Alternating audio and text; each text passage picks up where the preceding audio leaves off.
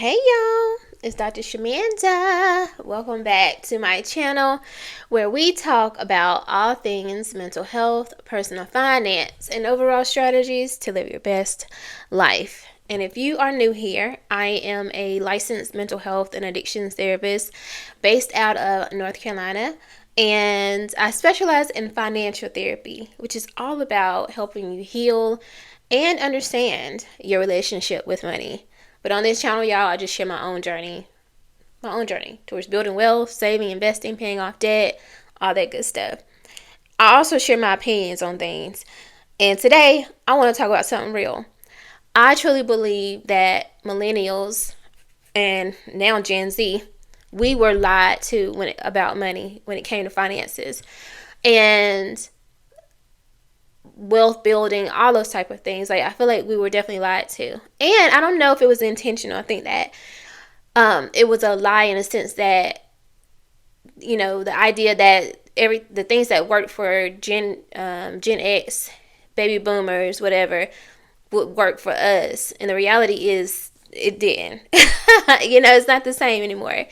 Every day I see this when I work with my clients that are, you know, experiencing stress, anxiety, depression, all those things around money, their careers, all these career transitions. Some are intentional and, you know, something they choose, or some are out of their control versus like basically layoffs and things like that. So I want to talk about like 5 different ways that I feel that we were lied to when it comes to finances. Number 1 is we were told that education equals financial stability. Like, I definitely remember growing up and there was no one in my family who had went to college. I was literally the first one. I had one cousin who was like attending community college, so I know she kind of gave me the idea, like gave me the first glimpse into like what college was. But other than that, like, I didn't know anybody who had went to college. But I do remember all the people at school, all those other kids around me who had, you know, more upper class parents. They were all talking about and focused on college. Like, that's all they talked about, you know, along with sports. And I was one of those kids who I fit in with everybody. I was like, I fit in with the nerdy kids, the popular kids, the kids that were like in the middle. I was kind of like one of those people. That was just me. But we were told that like getting your education automatically equals financial stability. You know, get that degree and you'll be able to get this great job. But nobody talked about student loans, right? Nobody talked about getting a job after you graduate, and it's considered underemployment because you're significantly overqualified for the role. I see so many kids working at these little restaurants or these stores, and they have a degree in like criminal justice or degree in XYZ, and it's like, obviously I think it's great that we get a job and work and learn and, you know, but like, that's not what you went to school for. So that's considered underemployment. And then the salary expectations, nobody really talks about how, you know, you can go to school and get this 4-year degree, but you're going to you might make the same that you was making at that restaurant waiting tables. You might make more, honestly, because the education and the salaries do not match up like it used to. So that's one way I feel, you know, just that, you know, we were taught that education automatically equals financial stability. I would say the second one is that this idea that like if you just work hard, everything will be fine. And that's not the truth, because so many people, and you guys know this, I'm a therapist, struggle with burnout. You know, we're loyal to our employers. We stayed, we really locked in, we really helped build these companies. We gave our all, we just committed, and then you can just get a pink slip, you know what I mean, or get laid off randomly. Or, you know, you can start getting pushed out because of a toxic environment, whatever. Of course, like stagnant wages, like you're not getting more money, your income is not increasing, or you're getting this small 2 to 3% raise, or even 5%. To me, I think it's laughable these days. Like, and then of course, just inflation. So it doesn't matter how hard you work. Sometimes, like, it's still very hard to get ahead. Like, you really have to be super duper duper intentional. And even when you're super duper duper intentional, things happen that you can't even plan for. And I would say, you guys know I talk about these things a lot. When I say you can't plan for it, I guess technically we should really always be beefing up that quote unquote emergency fund, or you're putting money aside because you know that something's going to happen. So technically, I can counter that one with that idea and concept. But when you think about the cost of living, it's so hard, especially if you got multiple kids, which that's a whole nother conversation. But just the idea that if you work hard, you'll be fine, that's not true. Like, that's not necessarily true. It takes a lot of other things. Like, you need systems, you need financial literacy, you need to know how to budget. There's so many things that you need along with that hard work to really be financially stable. The third one is that, like, home ownership was this status, the success status symbol. I know for me, y'all know, well, anybody who knows me when I was younger, I was obsessed with being a homeowner. I was obsessed with owning a home and just building that stability for myself and my children. Me and my kids used to drive around the neighborhoods, especially the wealthy neighborhoods in my city, my hometown, and just look at the houses. I'm on Section 8, and I'm still riding around the country club looking at these houses. I just wanted my children to know there was a different level of life. I had no idea how it would get there. I thought, like, I'm going to continue going to school and whatever, but I didn't know if that was going to work out. I hadn't seen anybody in my close proximity accomplish any of those things. But the idea of home ownership has always been that status symbol. But I think it also, like, there's this pressure to buy when you may not really be in a good place to buy. Being a homeowner now for almost 3 years, there's a lot of things that come with it. I, unfortunately, have an HOA. I kept hearing people talk about that, and I'm like, yeah, it's not a bad thing. You know, they keep the value up and make sure people keep their houses and their yards clean.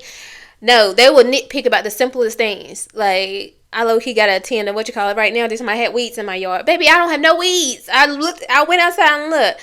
But if you don't, then they'll charge you a fee. So again, those little things add up. Of course, like, just the rising cost of housing now. I'm so grateful I bought a house when I did, because I don't think I would be able to afford a house. Like, honestly, especially being self-employed again. There's also this, like, shame around renting. Like, oh, why are you wasting your money? You should be buying a house, building equity. But the reality is, some people just literally cannot afford to buy a house. Like, the down payments, the cost of the house is down. Like, it's just crazy. And then we just kind of compare ourselves. And if you don't have a house by the time you're 30, you failed in life. That's this idea, which is ridiculous, because who wants to have a home when that home could cost you your financial peace? Like, be for real. I would say number 4 is that most people didn't talk about the emotional side of money. So we didn't learn or know anything about emotional spending, right? And which is where I come in. Like, I really work with my clients on this type of stuff, and I try to teach it here. But a lot of us cope and try to feel better by spending money, right? We have the social media pressures. We have this idea that if the more we achieve in life, we need to spend. So it's like achievement-based identity. So, like, if you have this 6-figure job, or you're a VP at your company, of course you need to be driving a Range Rover now. Of course you need to buy that 3-story house now, because you're here, so you need it financially, so you need to be here. And then, like, just our self-worth is kind of tied to our appearance, and all that is, like, part of the emotional spending piece.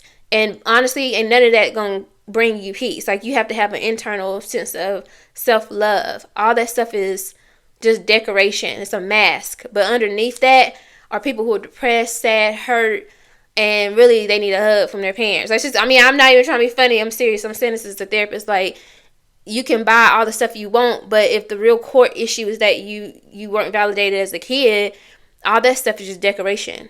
Like, it ain't gonna do. And I'm speaking as someone, again, I'm not talking about nobody else. Like, I know this. I realized, like, I was overcompensating, like, striving to become something and to be somebody, because I was a single mom and a high school dropout, and I'm like, well, I gotta make up for that, like, you know. But it's like, nah, you already that girl. You don't need nothing else at all. Even if you strip everything away from me, I'm still that girl. Period. Okay.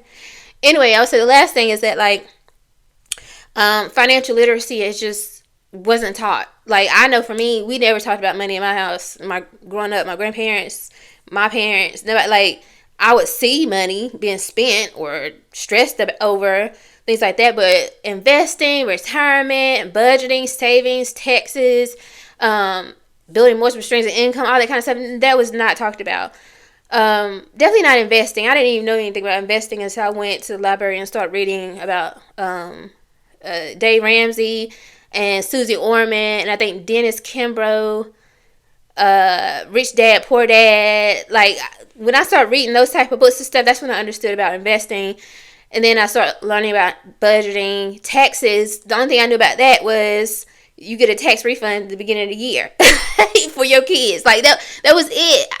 I didn't know. Now I have to pay taxes every year. I can't remember the last time I actually got a refund. So there's that. But yeah, y'all, like, I feel like millennials, we were just told a bunch of lies when it comes to money. And there's a lot that we need to unlearn so that we don't necessarily focus on, I don't know, like, so that we don't beat ourselves up. We need to give ourselves some compassion, right? And understand that we have to learn so many things now. Like, we have to be very intentional. We have to really lean into financial literacy, and we can't allow ourselves to, there's no excuses, because now there's too much education out here. I mean, this video is very educational, okay? You can pick out which ones apply to you and be like, okay, I need to learn this now. Like, no excuses no more. Rip the Band-Aid off. Let's figure out how do we move forward from here. But I also want you to give yourself grace and understand that we were lied to. And if you're still operating from that same system, the same ideology, then you're going to be struggling, literally, mentally, just because you're trying to keep up with this thing. But at the end of the day, we were lied to, and we need to start over. You know what I'm saying? Anyway, guys, I hope you like this video. If you do, like, comment, subscribe, share. Leave me a comment. Let me know which one of these you can relate to and resonate with. And I'll see you guys in the next video. All right? Bye.